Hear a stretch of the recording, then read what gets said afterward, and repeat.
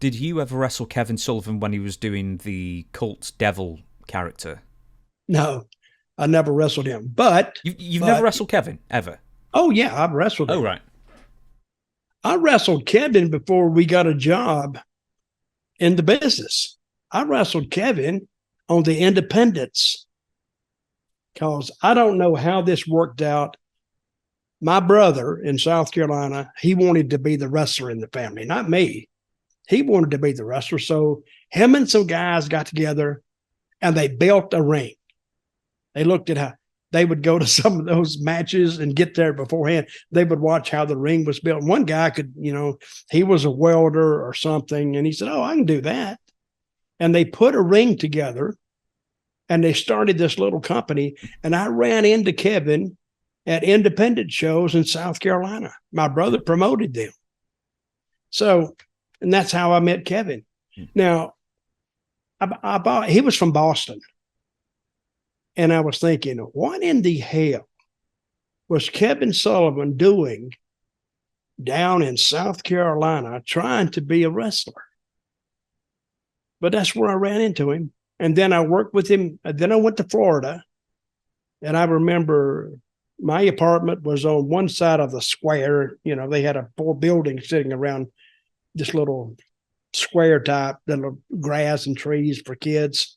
And he lived on the other side, almost directly across from me. And I worked with him there. So, but what brought up Kevin's name? Oh, it's just because you were mentioning Florida talent, and I was just thinking, did you ever wrestle Kevin during the Army of Darkness kind of era? With No, I with never Mark wrestled. Lewin and everything. I never wrestled him there. And he used to tell stories about Mark Lewin. And what was the big Hawaiian guy? King Curtis, King Ayakea. Curtis. And King Curtis, he would tell me stories about King Curtis. King Curtis apparently took a lot of illicit drugs. Mm-hmm. And they'd say he'd get messed up on, I forgot what he said it was. He said, but he was crazy. He was in Australia.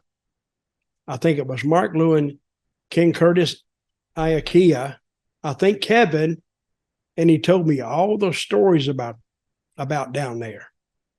And that was when a promoter called Jim Barnett, who was rich before he went down there because of his family. And they had a run in Australia that they were just selling out everywhere because wrestling on TV was new. This was probably back during the 60s. And Barnett had worked in some wrestling promotion in Indiana or Ohio, and he wanted to be a promoter. And I guess he went down there and bought a territory with his family's money, but he did well. He didn't lose any money. And then he ended up selling it about, I guess, 73, 74. And then he came to Atlanta. They were having a wrestling war there, and he bought the NWA side of that business. And he stayed in it. But you ever hear about Jim Barnett?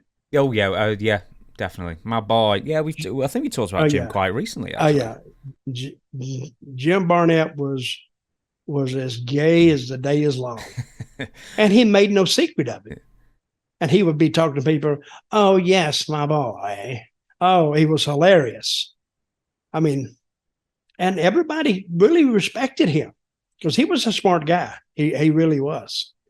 I think he's passed away now. Oh yeah.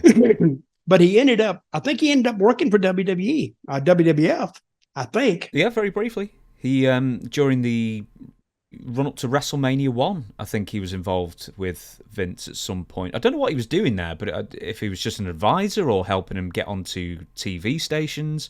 But Barnett was, yeah. Probably all that. He was advising. And Vince, he's exactly the type that Vince would like. And because, see, Vince couldn't raise too much hell with him because he'd just get up and say, "My boy, I'm out of here." And he'd just leave because he wasn't depending on Vince for a living. He was wealthy in his own right. I've just thought of a name that I've always wanted to ask you about. Were you in WCW when George Scott returned and he was the booker? No, but I remember I was supposed to go in there. Something happened and I didn't go. And I only met George Scott once. Only met him one time. Now I know his brother, or his plastic brother, Sandy. I forgot what it. Sandy.